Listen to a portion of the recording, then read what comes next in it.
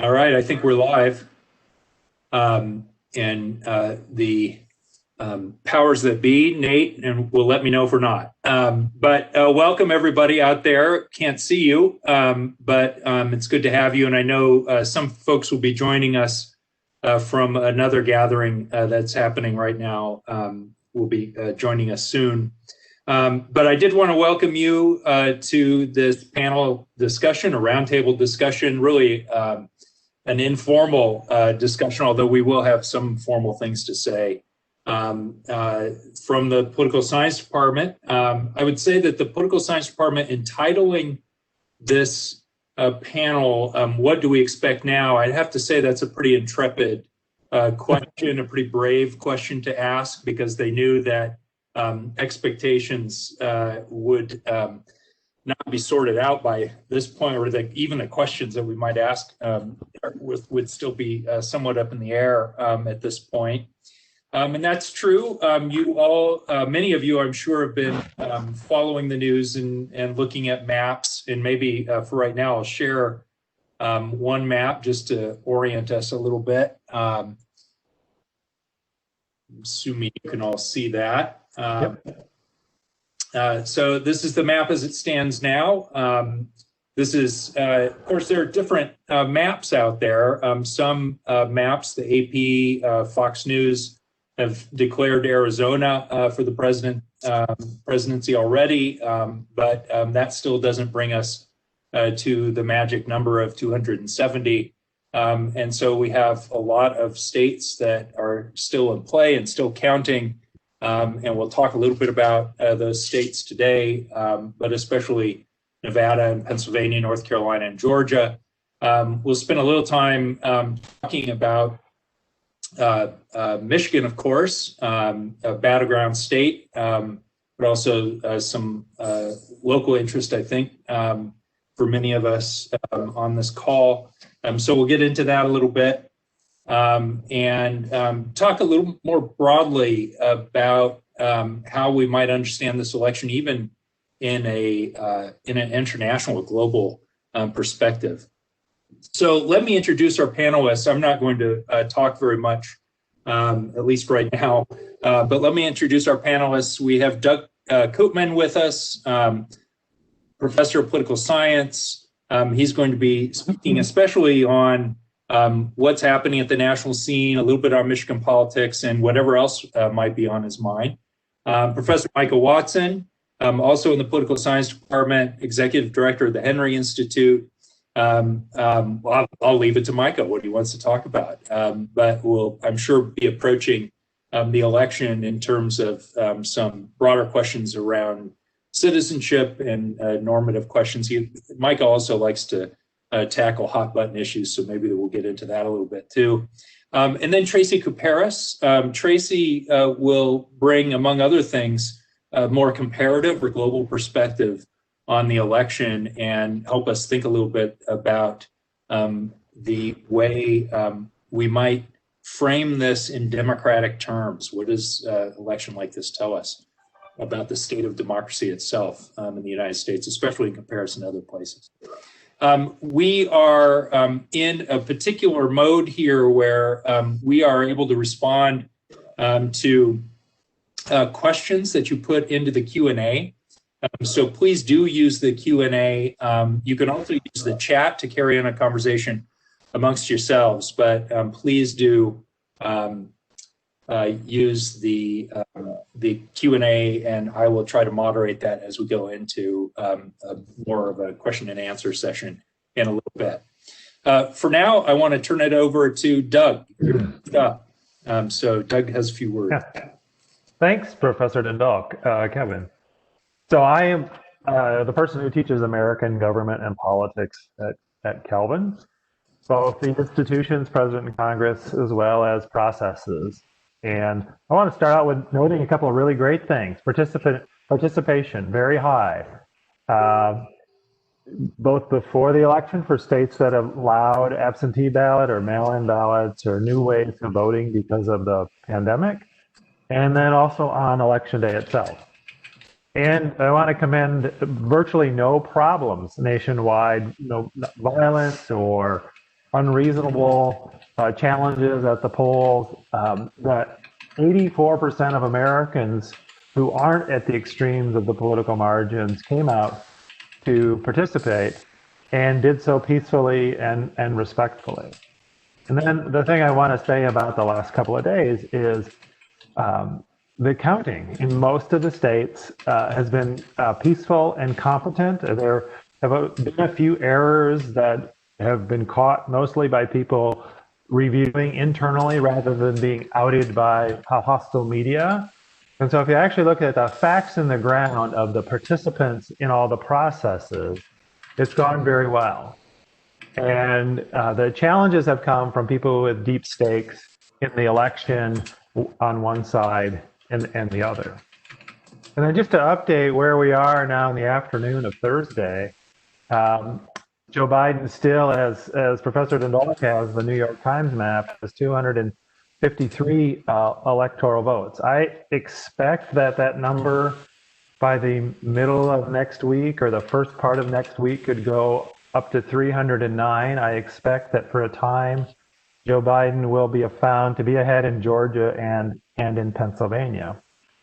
Of course, the process is that these votes are counted officially, but also to some extent provisionally. And then there's a several-day period in most states where the secretaries of states review the numbers, make sure the math is done correctly, make sure it makes sense to the eyeball, and then they post official results. And after those official results posted, then we will no doubt have some legal challenges to those numbers. But we're in this limbo period that is being really well conducted by almost everyone who has an official role in that process. The public employees and the Republican and Democratic overseers who get to watch these counts.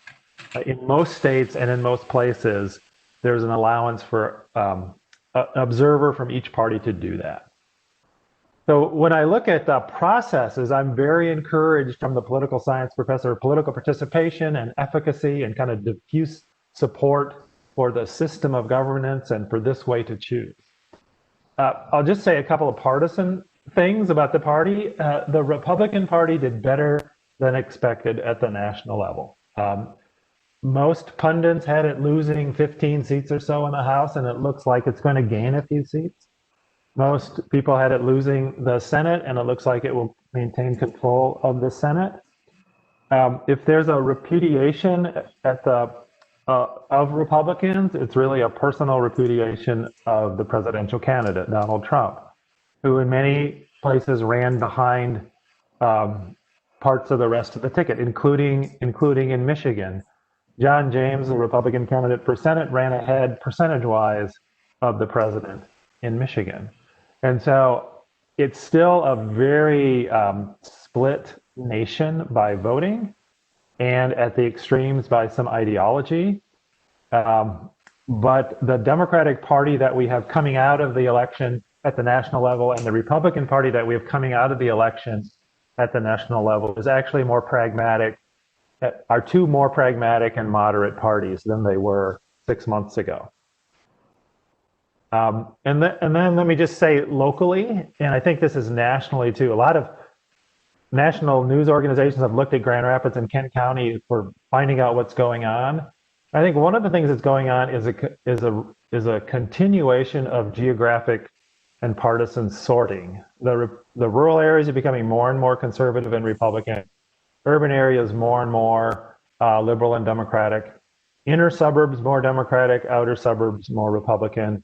You can, hone in on the congressional district vote in East Grand Rapids, nominally a Republican territory, but it was strongly for the Democratic candidate. So you're seeing, I'm reminded of churches, churches, you self-select churches now. This is what's happening, the geographic solution to political disagreement in the United States.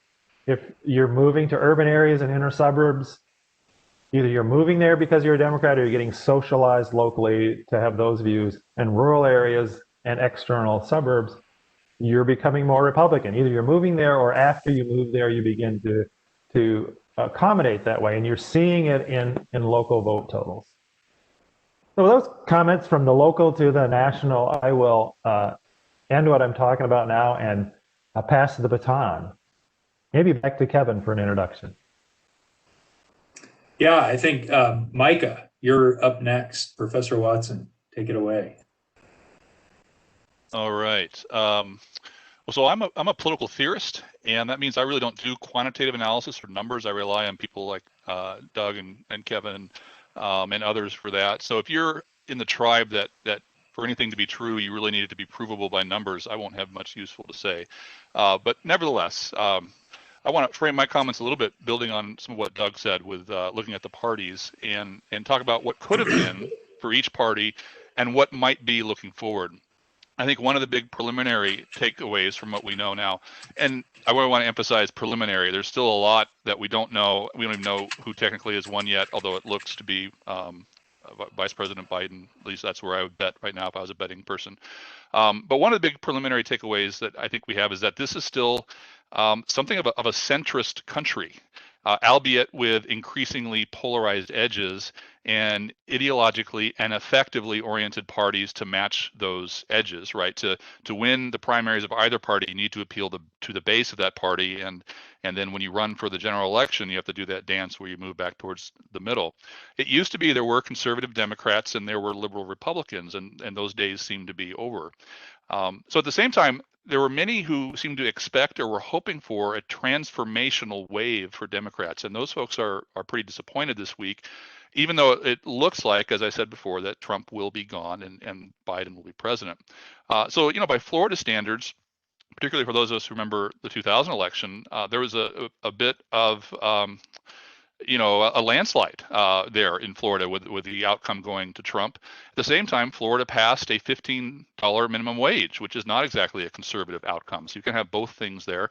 California, as expected, went overwhelmingly for Biden, but at the same time declined to lift the ban on affirmative action and voted against measures that would have raised taxes. So you have these sort of conservative referenda items while a very progressive presidential vote. And so I think we're going to see a lot of narratives trying to explain what happened and what that means for looking forward and what didn't happen. If you make your living doing polling, you may be in for a rough little bit because I think there's a bit of frustration, some of it fair and some of it not. The shy Trump voter phenomenon appears to be real and something that I think pollsters are going to do better and better at and trying to figure out that sort of thing. One thing I'd like to point out on a normative level about voting is I do think it's actually a pretty complex decision that people make with regard to motivation. My friend Rich Mao, former Calvin professor and president of Fuller Seminary, he's a senior research fellow at the Henry Institute and was part of the Evangelicals for Biden group, along with Ron Sider and Michael Ware and others. And Rich supported Biden for a host of reasons, but did not take himself to be voting for the Democratic Party, the party's commitment to abortion. He was not voting for that. But on the whole, he thought that what would be best for the country would be for Biden to win. And in the same way, I think many shy Trump voters, obviously coming to a different conclusion as to who to vote for, I don't think they need to be characterized as endorsing some of the less savory aspects of Trump's character in making that decision. Some people vote for their candidate, the person. Others vote for the platform and the policies. Some people vote against the other candidate as a person. I think we actually saw quite a bit of that in the last two elections. And some people vote against the other platform and policies, and sometimes those go together. I was a bit surprised that Biden's victory, if it turns out to be a victory, was not more substantive and didn't have more down the ticket sort of follow through. I think one reason, and this is just me pontificating a bit, I think that his campaign did well to emphasize his decency and his normalcy and his decorum. I think his stopping negative ads when Trump got COVID was a very good thing to do. At the same time, I think that he would have done well electorally to distance himself a little bit more from some of the base of his party. Bill Clinton famously had this, what's now known as a Sister Souljah moment, in which he communicated to middle of the road voters that he would not be beholden to the base or the most liberal parts of the Democratic Party. And I think Biden would have done well to do that and never did. And so when Trump and Republicans could yell socialism, it hit home with more people. You had a number of Democratic-leaning pundits or journalists and some politicians actually advancing such ideas as packing the Supreme Court, adding new states, DC, Puerto Rico, U.S. territories, getting rid of the Electoral College, and some even talked about having a Truth and Reconciliation sort of commission to try Trump officials for their many misdeeds, a la South Africa after apartheid. Biden himself, a lifelong opponent of federal funding for abortion, switched on that for the Democratic primaries. And so I think for people who are in the middle, are more comfortable with having a divided government at this point, with a Republican Senate perhaps and a Democratic president. I think he would have done well to reach out to those folks and distance himself somewhat from the more progressive parts of his party who weren't going anywhere, right? It's not like he was going to lose them as voters. They were already motivated. So I think that in some ways the progressive wing of the Democratic Party misread the electorate, hoping for a big blue wave that might grant them a permanent majority, which is what you have if you add new states and you get rid of the Electoral College. And I think they went for a grand slam and will instead just get a walk with 2 outs already, if you go along with the baseball analogy. I think if they had moderated their platform a little bit, they'd be walking away with this election and have won a lot more races at the lower levels. And I realized that for strong progressives, Biden already was a compromise, right? He was already seen as too moderate. And so for Bernie fans or Elizabeth Warren fans, what I'm saying is going to come across as nuts. But I think that the way that the election came out actually shows that the electorate is just not there. And if you're a progressive, you're hoping they'll be there at some point, but they're not there yet. The tough choice, as I see it, for the Democratic Party now is how to understand and make the case to those voters who were gettable, but who nevertheless rejected them this go around. There are a number of people who voted for Obama and then for Trump. There's already a very popular narrative on Twitter and other places among some progressives that the very simple answer to the outcome not being more overwhelming is just whiteness and racism, and comfortable people afraid of losing their place in society. I have no doubt that that's a factor, and racism and bias is alive and well in our country. I just think if you're trying to counter a populist movement, characterizing those people as racist is probably not the way to get them to see the light. Sean King, a very progressive African-American activist, tweeted yesterday, quote, "Democrats actually need to come to grips with why Trump's support increased significantly among Black and Latino voters. Since 2016, Trump improved +4 with Black men, +4 with Black women, +3 with Latino men, +3 with Latino women. It's not negligible," end quote. NBC News tells us 26% of Black men with a high school diploma or less voted for Trump, and 28% of people identifying as LGBT voted for Trump, which is double the percentage of LGBT people he got in 2016. So very quickly, as to the other side, what could Trump have done differently? Just as I think that Biden could have been a comfortable winner had he done more to distinguish himself from his base, I think how close this election was shows that had Trump at some point in his presidency embraced a more normal demeanor and conduct, then he would have done much better. When Ruth Bader Ginsburg passed away, Trump's response was immediately to the reporter who told him she led an amazing life. She was an amazing woman, whether you agreed or not. It was just a very gracious sort of response to Justice Ginsburg passing away. So he was capable of being that way, but often was not. Most often was not. And so I think instead what you got was what he was like at that first debate. And I think people were so desperate and the bar was so low for some kind of just a presidential demeanor and approach to things, just even leaving policy aside, I think a more normal Republican President Trump would have done much better here. Finally, the Republican Party looking forward, actually, in a rather surprising turn historically, I think has the opportunity to make the claim that they could be the party of the working class. And that's a reversal from how the parties have understood themselves traditionally. But some of the exit polling shows that the inroads made by President Trump, of all people, with some minorities and with blue collar workers, I'm imagining that a more disciplined Republican candidate, if savvy enough, it's going to be interesting to see if that candidate or candidates like that on the Republican side can take what worked from the Trumpian moment, the things that he did identify that spoke to people who weren't in that coalition, and jettison with prejudice the less savory or uglier parts of Trump's legacy. I think that's going to be a pretty powerful, potentially candidate for the 2024 election. So I'll stop with that. Good. A lot to work with there. My God. Tracy.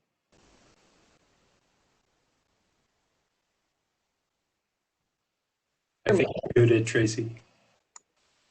There you go. All right, thank you. All right, so allow me to, I'm a comparativist in the discipline of political science, and I specialize in African politics. So I am going to defer to my colleagues when it comes to, the nuances of American politics. So both of them have done that. What I'd like to do, because I also teach in the area of global democratization, I'd like to talk about the democratic implications of the 2020 election. And if there's time, I can focus on some of the foreign policy, world opinion related aspects of the election, but I don't think I'm going to have the time for that, so we could do that in Q&A if necessary. So this election has been a nail biter, and whoever wins and whatever the result is, it's important to place it in the context of global democratic trends. So I'd like to share some slides with you. Let me get those going.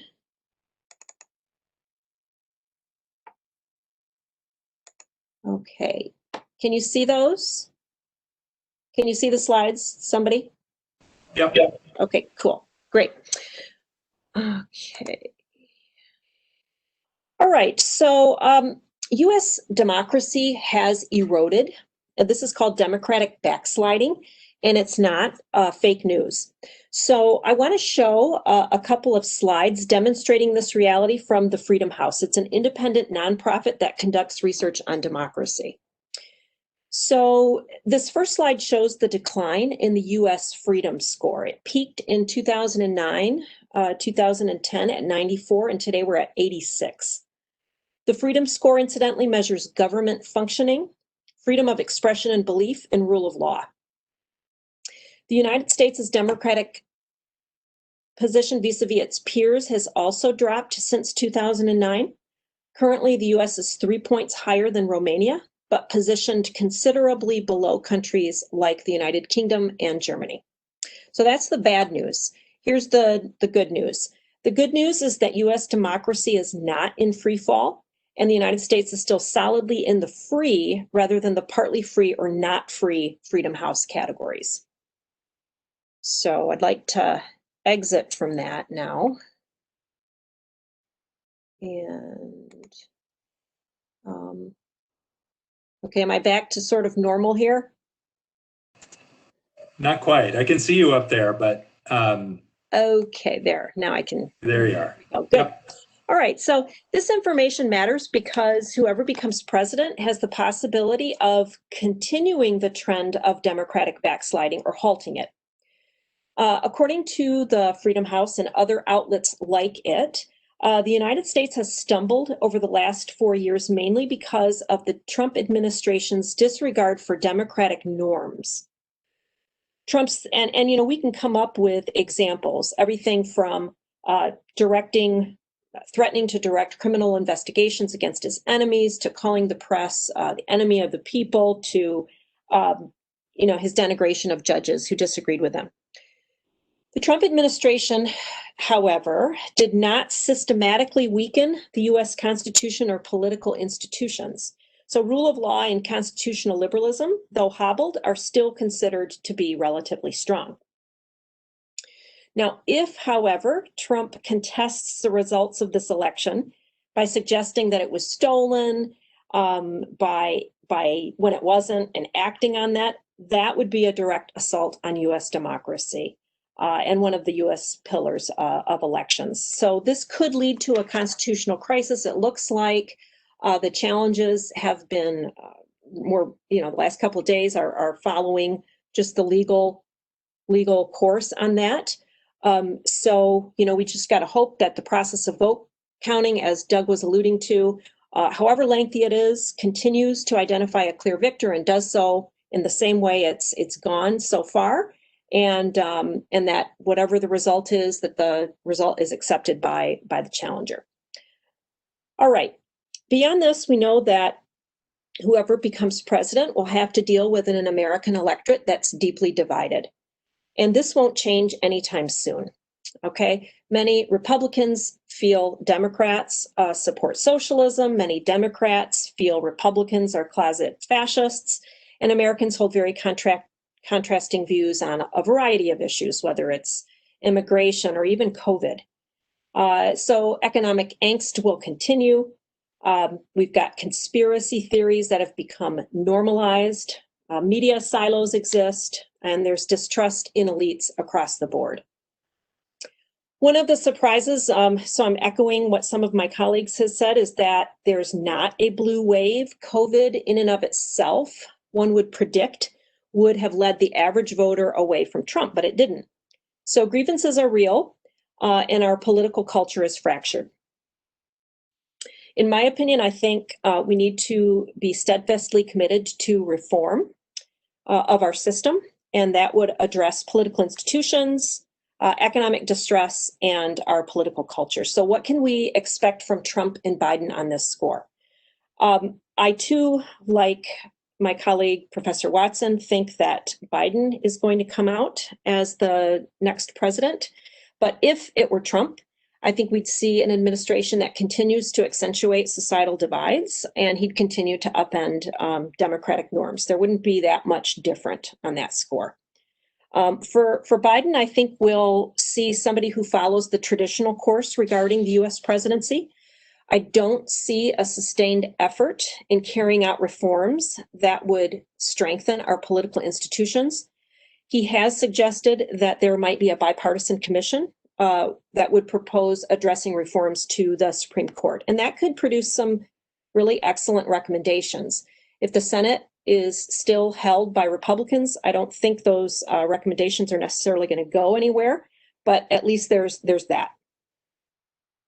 Biden's attempts at addressing economic distress will surely involve him taking on the two twin challenges of the recession and the COVID pandemic. Beyond that, we've heard that there might be some job creation related to this $2 trillion effort regarding the creation of clean energy infrastructure.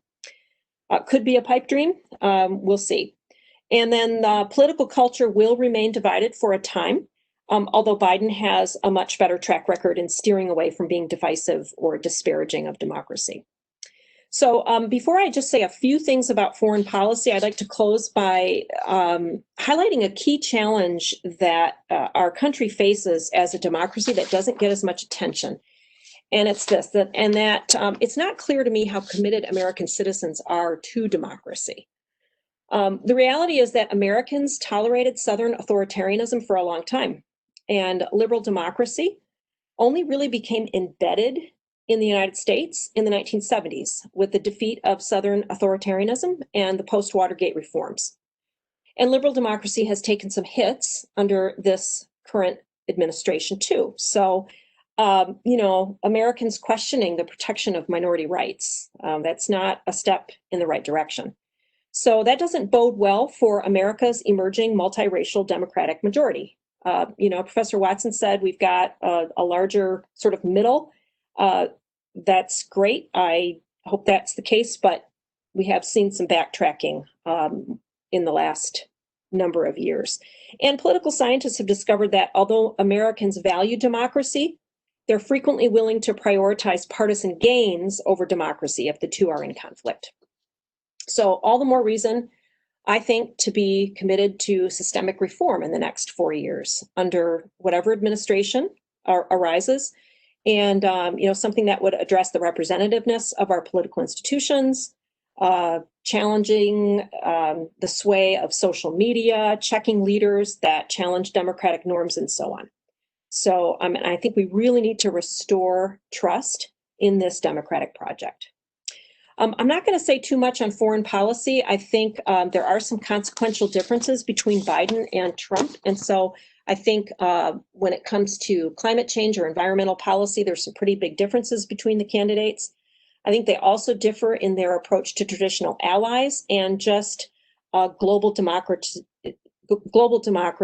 and that's significant. There are some similarities in terms of their support for Israel or being sort of hardline on China.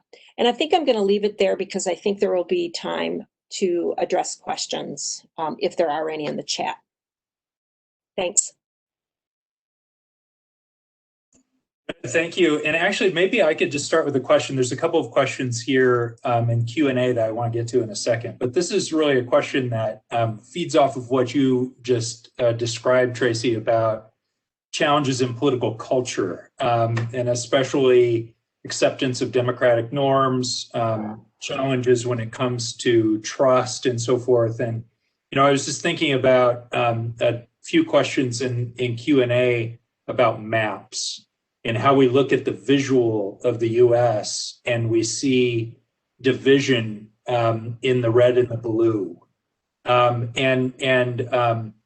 It's easy to overstate that division because it is so stark in its visual contrast, red and blue. But it does see, I think everybody here seems to be suggesting that it does reflect to some extent deep divisions in the political culture that need to be addressed. And so I'm just curious how all of you or one of you might respond to the question of, what is the root? I mean, partly, Tracy, this is since you're suggesting we need systemic reform. Well, that we have to understand the problem then. So if we've got these underlying divisions, what's the nature of these divisions? If we are in fact polarized, is it polarization around policy differences, ideology? I mean, what is it from your perspective that would define these divisions? Anyone want to take that one? I think the philosopher should go first, the theorist. Yeah, this seems like a Micah Watson thing for sure. Oh, you're muted. Which maybe, yeah, there we go. Maybe that's appropriate. So I'll take one stab at it. Next to a presidential election, the next biggest sort of political football fight we have are Senate hearings for appointments to the Supreme Court. And that might tell us that there's something amiss when it comes to democracy, that, if we think of the Senate, perhaps their most important job is putting people on an unelected seat that is held for life and really feasibly not accountable to any sort of democratic accountability. I think the founders meant for good behavior to be a real check such that you'd actually have perhaps frequent impeachments, but it's not turned out to be the case. So I wonder if part of the high level of our polarization is because whether it's a conservative headed federal government or a more progressive one, the space in which we can have conflict, in which a government's involved, has grown so much that almost everything is a national issue. And as Americans, we love to use the courts, and it's going to get up to the Supreme Court, who's going to make a decision. And we want the Supreme Court to decide our way policy-wise, irrespective of whether it would fit with what perhaps the Constitution says. So I think one factor in our polarization is just how nationalized everything has got. And there's different theories as to why that happened or how to fix it. The 17th Amendment, which changed how senators were elected, is one factor that's been talked about with that. But I actually would argue for a return to a more robust federalism. Now, that's tricky because of how federalism has been abused in the past, particularly when it comes to race. But if progressive folks knew that in moving to California or Massachusetts, they could have a more progressive state and not have to worry about what a President Trump might do or a very conservative Supreme Court might do. And if more conservative-minded folks could, live in more conservative, I just think that the scope and reach of the federal government has become so significant that the release valve of federalism for some of these tensions that we face has really been diminished, and so everything can become this kind of winner take all. And that's what was different about President Trump and his version of conservatism. It was not a limited government conservatism. It was we'll use the leverage of the federal government to achieve conservative goals. And that was, I think, a sea change. So that's my perhaps too long-winded answer, that I think we would remove some of the heat if we could diffuse our arguments to being more on the state level than have everything be a federal national argument. All right. I think I'll weigh in too, if I could. Yeah. Why the, just talking about the political polarization, the division, the not necessarily robust commitment to democracy. I think there is something about identity and what our identity is and how it's perceived to be threatened in a country that is looking really different today than it did 50 or 60 years ago. I think those who used to be able to dictate or say that, this is what our political process looks like, there's less of an assurance of who those players are, and it's changing, and so I think that's threatening. So I think it does have to do with identity, and so I think that if we can make our political institutions more representative, that's going to restore some trust in the system, that your voice will be heard. And so that's and that's hard. It's going to be really difficult, but I think there's that, as well as addressing some of the economic angst too. So, but I think this is tough. So I'll chime in a little bit on this. I am amazed about how we moralize many issues. I think most people believe they're sort of worldly cosmopolitans, but are fundamentally really pretty parochial. And then we also come to a conclusion about an issue that we hear talked about in politics, like same-sex marriage or abortion or immigration or whatever. And we believe we need to impose that on the entire populace. So I'm a bit of a localist and a federalist in that, and also for someone that needs to appreciate a diversity of political positions and kind of perspectives. And a little humility about how we come to conclusions about what the moral answer is to a particular political issue. I would say political elites want to win elections, and they bring into the public arena many issues that are completely unresolvable in the political system, but they draw a moral line, and they force you to identify on one side or the other. And this issue will never be resolved in the political system, at least not to anyone's satisfaction. We're not going to have an agreement about whether abortion is morally fine or morally abhorrent collectively. We're not going to reach an agreement. But party professionals and candidates love to bring those issues in because they draw attention and they draw finances. I do think the American public, and we have to think about what are solvable political issues by the political system, and also appreciate how much gets done and how important the local level is below the state level, the city level, the county level, and the state level. The states and below spend 60% of all government dollars in the United States. The federal government is smaller than the combined power of the state and local governments.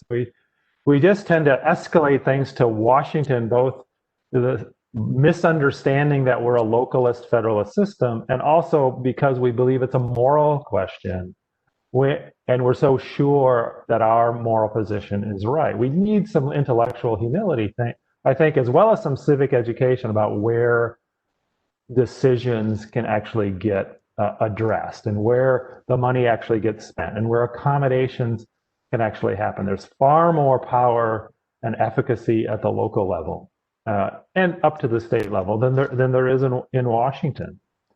And in Washington, the one deliberative body, the House of Representatives, where local interests come together to try to achieve some sense of common interest, is the least functional.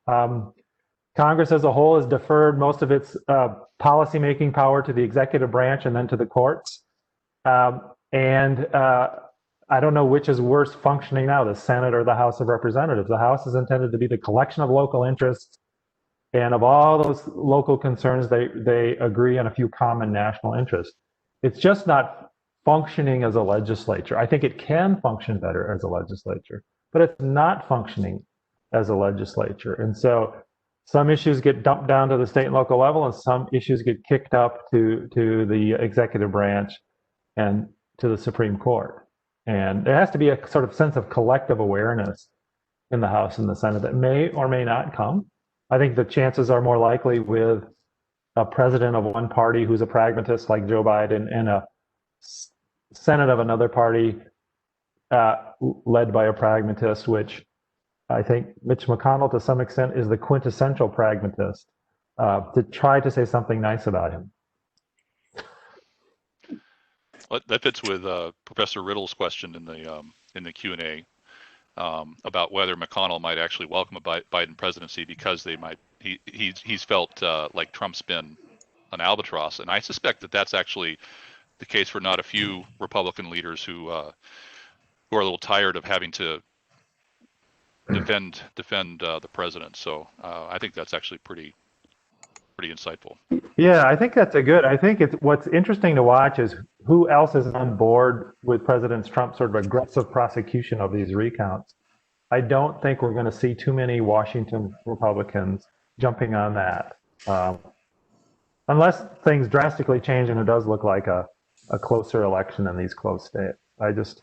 I think a lot of them are relieved, or would be relieved, to have a different president. Yeah, many of them have, in fact, already spoken out on that very question about, the immediate response of the Trump campaign to what the map looked like. There were a lot of Washington Republicans and state governors who came out and said, hey, hold on, we trust the process, let the process continue, don't try to upend it. Maybe we could spin off of Professor Riddle's question a little bit, and if we presume for a moment that we're going to have divided government, what do you see the process looking like going forward? I mean, Doug, for example, you mentioned that we've got dysfunction now. Does having divided government in a way provide a kind of relief valve for that, or a way of operating with a little bit more functionality going forward? Yeah, it really is the key participants. And let's assume Joe Biden is the president, and he is a pragmatist and an approachable person and a friendly person. Mitch McConnell, I think, is a deal maker. I think the thing to keep your eye on is the leadership of the House of Representatives after a very disappointing election day for House Democrats. There's already discussion about replacing Speaker Pelosi. She had promised to leave after one more term if she got the speakership. If you remember the controversy of her being speaker the last 2 years ago, she had to make some deals to step down. But if there is a move in the Democratic leadership in the House towards additional leaders over there that are deal cutters, this could actually align the stars reasonably well for things like a reasonable virus package, a reasonable change to tax law, maybe even immigration reform. It really will depend on the climate, but the key players are aligned in a way to try to accomplish a few things. Particularly the disappointed Democrats, I would have to say, and to some extent the relief of those same kind of pragmatic Republicans that President Trump would no longer be president. I do think there's a window of opportunity, both for the political moment and for the personalities involved to accomplish a few things, to really accomplish a few things. Okay. Kevin, can I weigh in here? Just yeah, please. Picking up again on some of the questions that have been asked. So one person is asking about what we think about Trump's, I think it was Kathy Dumais, Trump, if he loses, will not accept the result. It might be good for us to weigh in on that. And then Deborah had a question about civic education and how that's linked with democracy. Yeah, so that first question about what the process looks going forward, actually a week or so ago when we talked as a group about having this roundtable, I suggested that everybody read up on Bush versus Gore. Not that necessarily gives us a roadmap for what we're experiencing right now, but we have had these circumstances historically in the U.S. of contested results state by state. We have a system in the U.S. where the Constitution really kicks the administration of elections to states, and that means we get what can sometimes feel like 50 different experiments with how to administer election systems, and explains a little bit of what we're seeing on the map right now. But if I know Kathy is probably asking a broader question about, what does democratic legitimacy itself look like? If an elected official, after a campaign where most of the local officials who have to certify a result have suggested that the result went against that candidate, and the candidate refuses to accept it, what happens? Now, the beautiful thing is that I'm the moderator, so I just get to kick that to you. What do you think? Where does this go? Yeah. I think Doug and probably Micah are going to have a lot more to say about this one. So I am going to quickly cede the floor to them. But let me just say that prior to the election, there were a lot of worst case scenarios out there, and you could read about them, where Trump could have convinced, in contested states, the electors would come from the Republican Party, and then there'd be a parallel Democratic set of electors, and all of that stuff played out in a particular scenario. Perhaps I'm being too optimistic, but I don't think we're going to get to that level of contestation. I think it's going to be sort of the regular contestation, and I think Trump is going to dig in. But I've been gladdened by the fact that you're not seeing Republican leadership in Congress support a lot of Trump's efforts at really digging in. So let me just say that, but then I think I'll just defer to Doug and Micah. Yeah, so I'll just reflect on the last 5 years, I guess, and how one side is always saying, no, the other side is crazier than we are. And the conservatives pointing like to Black Lives Matter and riots and destruction. There are incidents of that, but largely those are overblown, and 88% of Americans don't care for that. And then also for the left saying, and look, Trump's going to create fascism and an autocracy.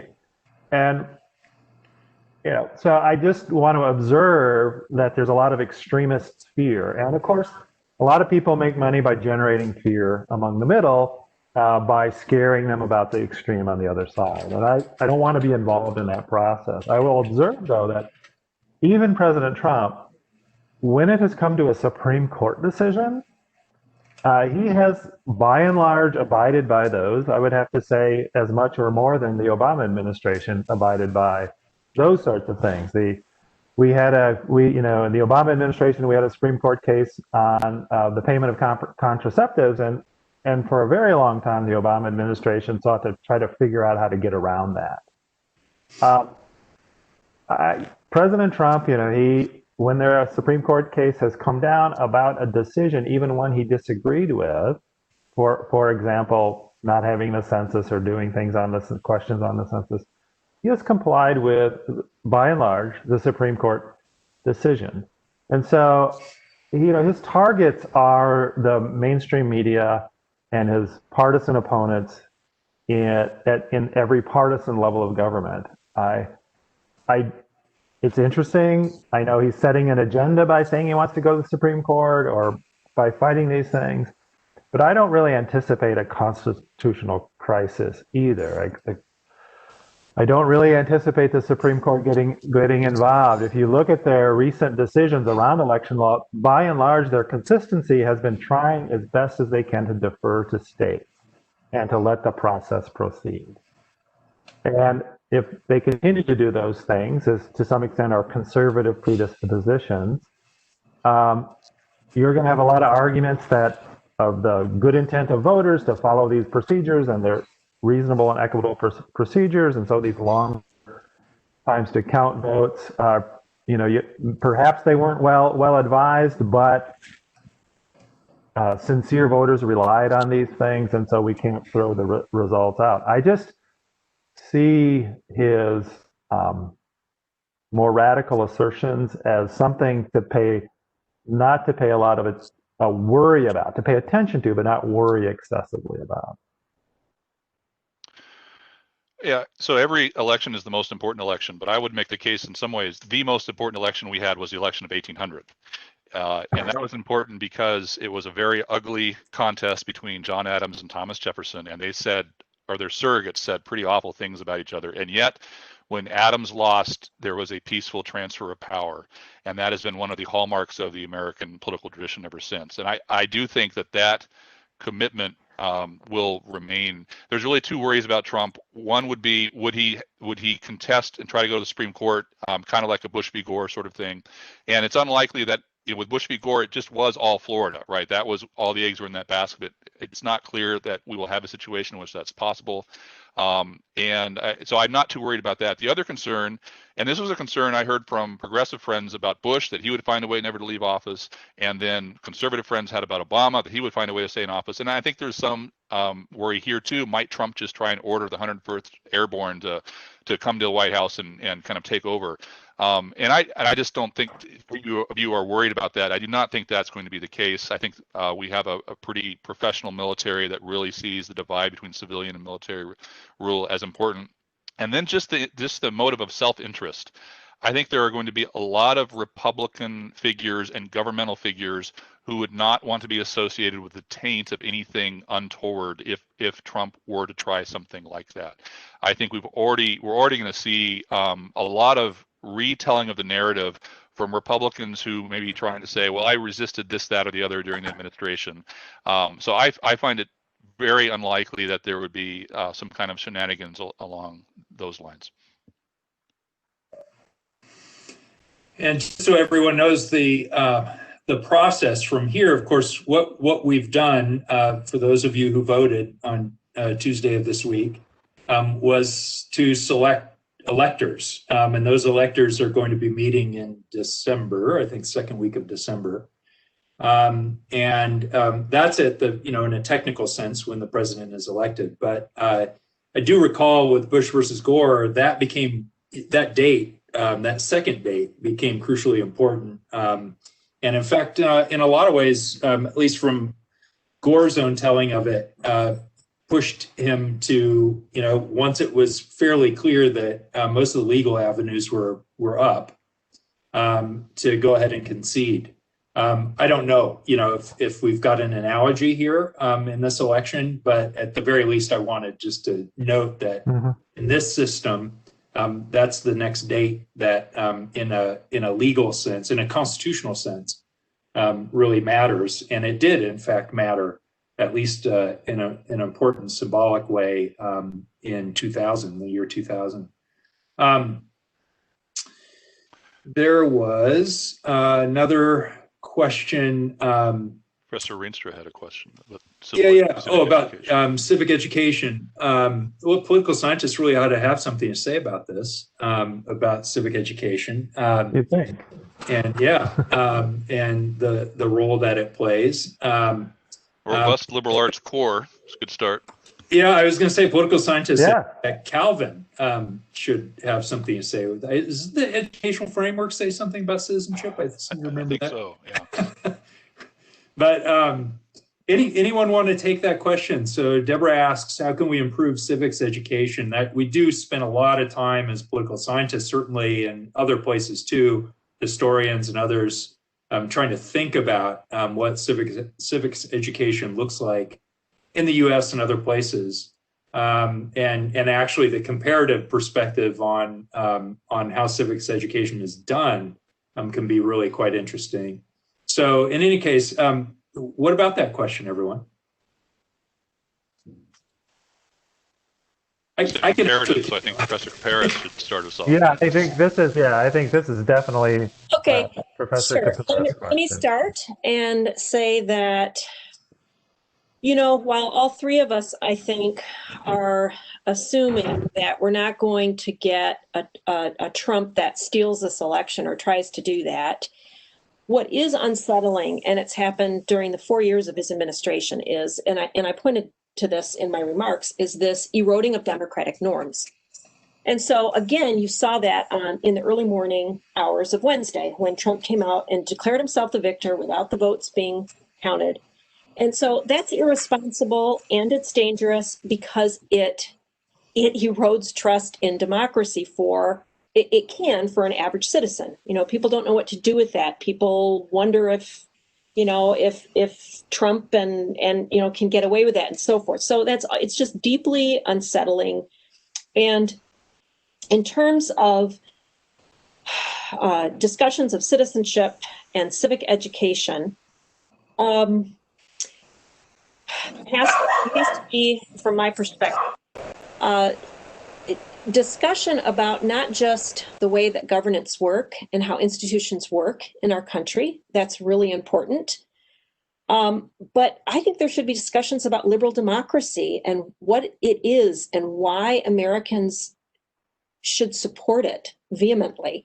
I think getting our youth involved and engaged in the political process. You know, there was a report that came out and said perhaps the youth could participate in 1 year of service to, you know, sort of a national service requirement for youth.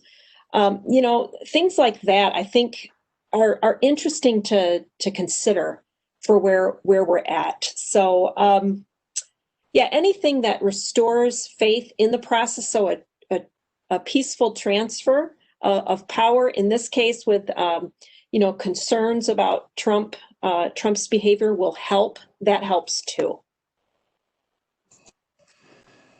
Deborah, if I could actually just inject here for a second, Tracy put it in terms of what I would say is a set of dispositions. What kinds of dispositions do we bring to our citizenship?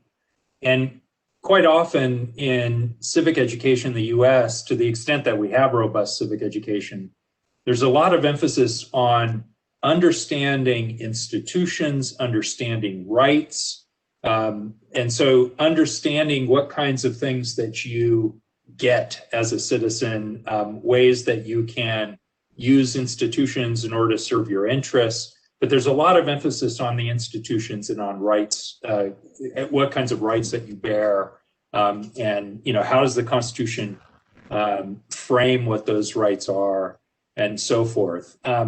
But there's far less emphasis on dispositions like trust, reciprocity, other kinds of things that are building blocks to democratic citizenship. So when Tracy says, you know, there really ought to be more emphasis on, you know, what liberal democracy is and what are the aspects and the characteristics of a citizen, of a democratic citizen, we do less of that in civic education in the U.S. One area that I might push back on with Tracy, she noted, you know, the one idea, and this isn't pushing back so much, but I do hesitate when I hear arguments about more of a service orientation as a way of addressing some of the challenges that we have in civic education.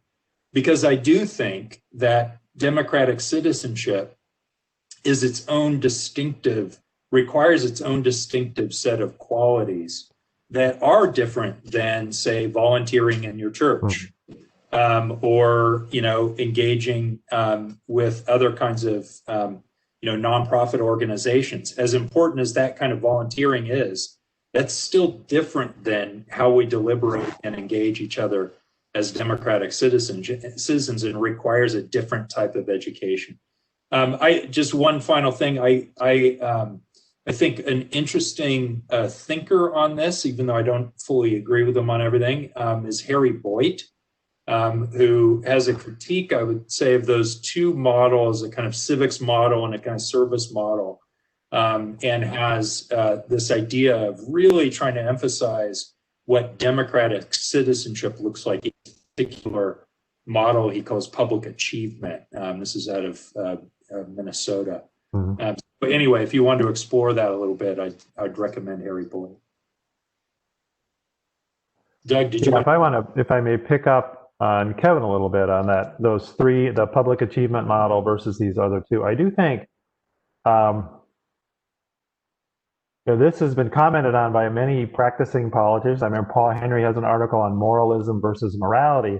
And what is political morality? Well, it's really trying to achieve rough justice by accommodating different individuals' views of justice and seeing what can be addressed within the political system and reaching an accommodation. So there's a lot of risk, and I think Bonhoeffer talks about it, the ethics of responsibility. You're going to do harm in a political system if you make a political decision. But there are processes by which to minimize harm and maximize good. But there is this imperfectness to listening to different claims of justice and trying to reconcile them. And you just do the best you can in the time that you have. It's bounded rationality, it's bounded morality, you're in a time and space, and you just have a difficult decision to make to try to get through. I do think a lot of civic education is trying to refine what justice is around a particular issue and then thrusting it into the public arena and demanding the political entities address your concern and adopt your position because you've thought it through. That's not morality in politics. That's moralism in position taking. And I do think civic education has to appreciate what democratic politics can do, but also what democratic politics cannot do, and understand that and process issues and policies and decisions through the system that are appropriate for the political system, rather than to find just one more platform to moralize about a few political issues. Yeah.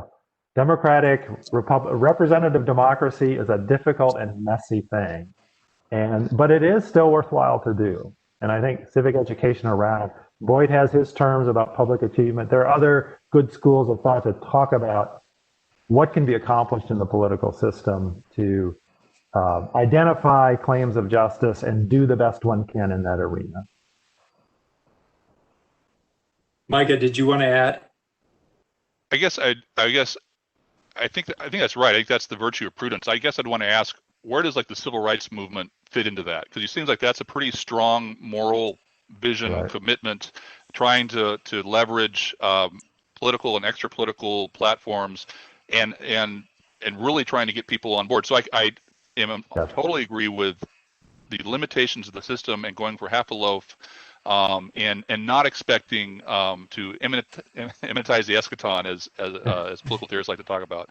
But it does seem that there are times where you have to kind of say, this is what justice demands, and right, prudence is what tells you when normal politics is appropriate and when sometimes you need to. So I guess I'd just be curious as to how something like the civil rights movement would that be the exception to the rule, or a different kind of animal altogether with that?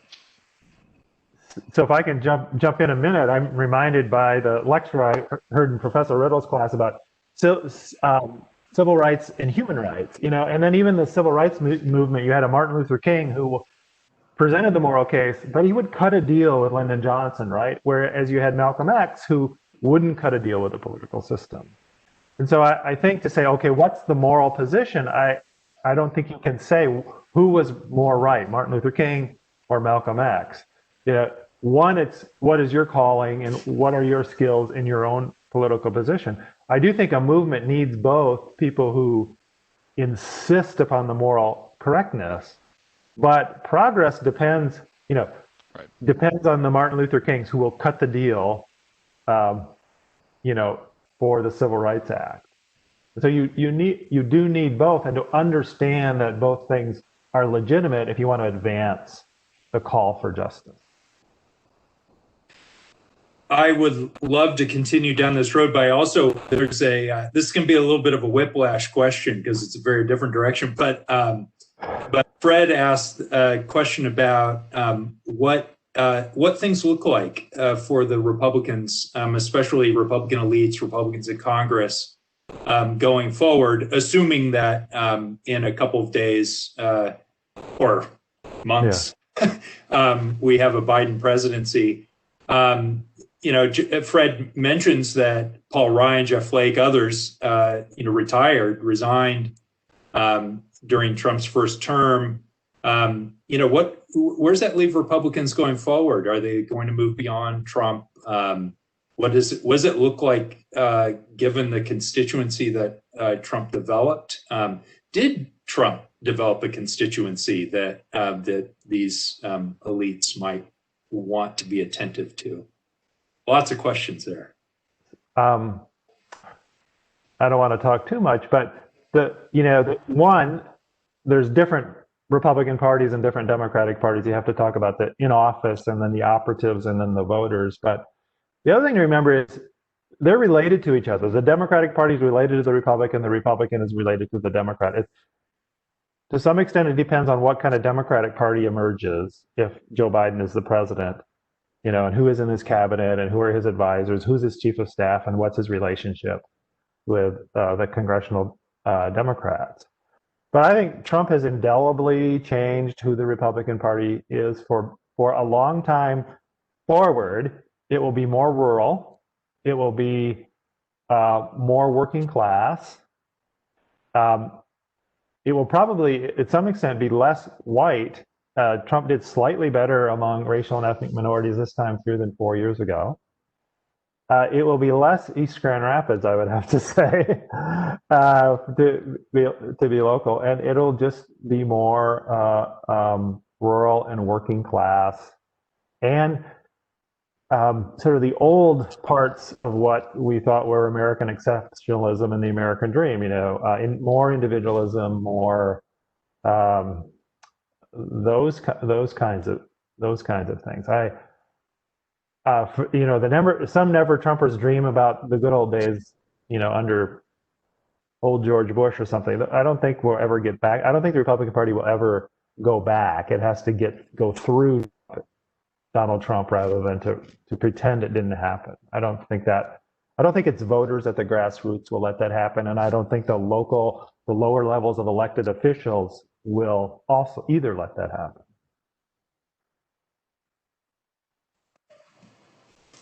Can I ask this a different way? And maybe this has a comparative answer too, but I'm curious, do you think about,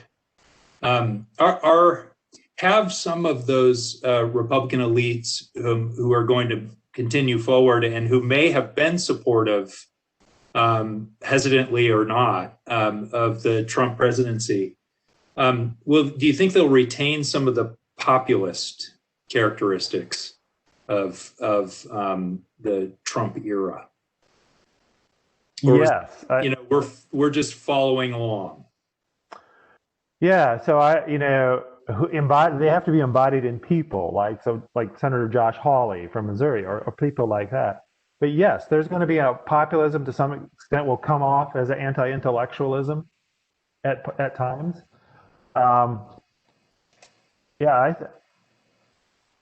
I think one lesson is, wow, Trump is such a awful personality, but he's still almost won.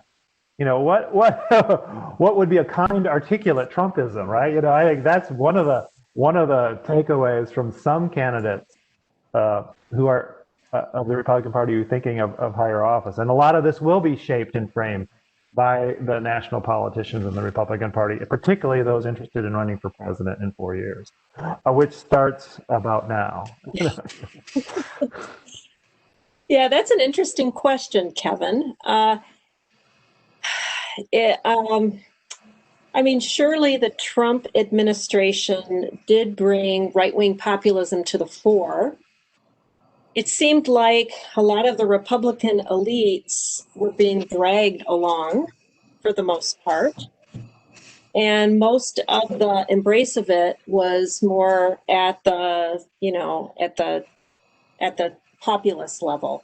So I think it's going to take another really strong leader that would bring that to the fore. Could Trump run again in 2024? If he did, then yeah, I think we're going to see populism coming back it's going to come back, getting more traction. So, but it seems to me like a lot of at least the Republican elites were being dragged along more than anything else. I don't have as much of a pulse on the Republican Party per se as somebody like Doug or Micah probably.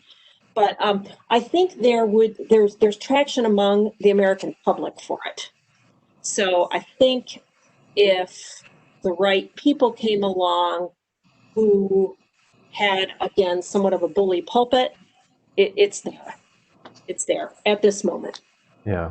So I think of two data points. I do think the RNC's, the Republican Party's deep dive about why it lost in the run in 2008, and we have to expand to women and racial minorities and other things. I think that is more true every day as we move forward in time. But there's also the lesson of Trump's populism. So is there a leader that can bring both of those things together? A racially inclusive populism? Most people hearing that probably think that's impossible because populism is white nationalism. Well, I don't think that it really is. But there's a real puzzle for the party to try to figure out. How do they deal with these demographics, which are ever going to increase, in racial and ethnic diversity and sexual identity diversity and the more liberal positions of millennials as they move up into the vote, and the lesson of Trump's populism. I don't think the way forward is very clear, but there has to be a combination of those things. Yeah, I would just say quickly, I think we've seen a preview of what that might look like with some Republican figures who have not liked Trump, but have kind of tried to be on the seesaw of not ticking him or his followers off enough so they can get reelected. I'm thinking of Ben Sasse, Marco Rubio, and then there are some who have played it a little closer to Trump, like Nikki Haley, and maybe Tim Scott, African American senator from South Carolina. So you can imagine someone like Nikki Haley or Tim Scott, who might try to be the face of a populist conservatism, but obviously without some of the more less savory aspects of Trump in terms of his personality, in terms of some of his flirting with the alt-right aspects of populism. Now, whether that, I think the question is, can you, the next Republican convention is going to be really interesting when that candidate accepts the nomination and Trump is up there with his family. What do you say if you really didn't care for some aspects of how he went about things? You can't really say that if you want to keep the people who voted for him voting for you, right? So it's going to be really interesting to watch how that tightrope is traversed. We are about to run out of time. There's a question, Josh, you have a question about the polls. I'd love to get into that a little bit. I think there's a lot of interesting, you heard Professor Watson mention shy voters a little while ago, and that doesn't mean that Trump voters are shy. It means that when they're polled, they may be giving what they perceive as a socially desirable response. So the social desirability effect that we often look at. But there are lots of other things to talk about when it comes to the polls. There's some questions about Kamala Harris. A very interesting question about who really won the election. Is it a not Trump kind of argument? Is it the Democrats, Joe Biden as a personality? I don't know that we're going to get to those. Well, we can't get to all those questions. One thing that we didn't touch on at all and didn't show up in Q&A is what does religious faith and even thinking about religion as a demographic, what did that look like in the election? Some of the data on that is starting to come out. Of course, we get an immediate exit poll. And the exit poll, there are all kinds of problems with it, but does ask that question that often gets play after every election around evangelicals, white evangelicals. How did they vote? And so in this election, the early exit poll result suggests that it was about 76%, which is pretty well consistent with the way it's been for multiple election cycles. Last time around in 2016, you might recall that it was 81%, so it broke 80. And so there was a lot of discussion about that, in part because it was 80%, 81% for a particular person, right? And so that became part of the narrative of the election. So I think that the political science department, I'm going to say it. I think that there are some plans later on, maybe not in this calendar year, but in the new year, to have a little more opportunity to have discussion about the legacy of this election and of this administration, and what things look like. So I think the question, what to expect now, we can continue to answer that going forward. For now, I just want to thank the panelists for being here on what feels like short notice in a very uncertain time. We all knew that was coming. So it's a very dynamic kind of context in which we're answering these kinds of questions. So we're all very grateful that you're willing to be here, and thank you for all the participants out there for joining us. And we'll see you out there in the virtual world. All right. Bye. Thank you. Thanks, Kevin. Thank you.